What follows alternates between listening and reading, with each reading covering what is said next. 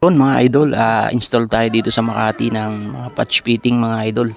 So ito yung salamin natin mga idol. So dito tayo magbababa sa may lobby. 17 pieces na glass yan mga idol. So dito tayo magbababa sa lobby. Ito yung mga kasama natin mga idol, yung team malupait. Bali dito tayo dadaan sa lobby mga idol dito. Tapos isasampa natin ng elevator. Akit natin ng 9th floor mga idol. So puro howling lang muna tayo ngayon mga idol. Ito throwback ko lang kayo dito sa unang kinabit natin. So dito pa rin tayo mag-install mga idol. Yung isang opening dun sa dulo. Tapos marami pa yan mga idol na mga opening din. Habang nag-aantay ng go signal ng operator ng elevator mga idol, kulitan muna tayo dito. Pabango.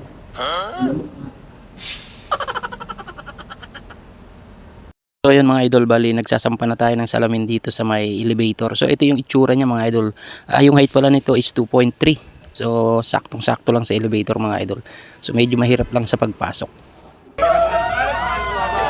Tol, nandiyan sila.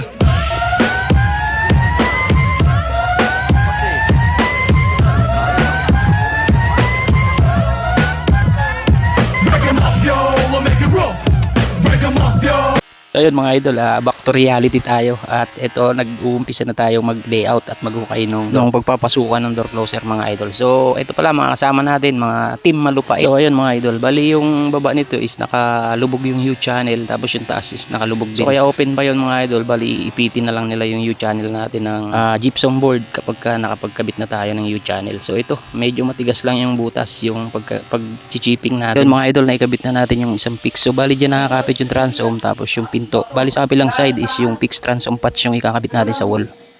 Yung bakal, sayang yan. Patimbang natin yan. May kasabihan nga tayo mga idol na ang magnanakaw galit sa kapwa magnanakaw yan. Itong dalawa na to, iba naman yun sa kanila mga idol.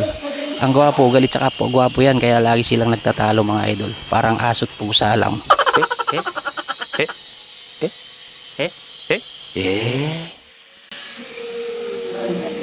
Hindi ko makita. Alisin mo.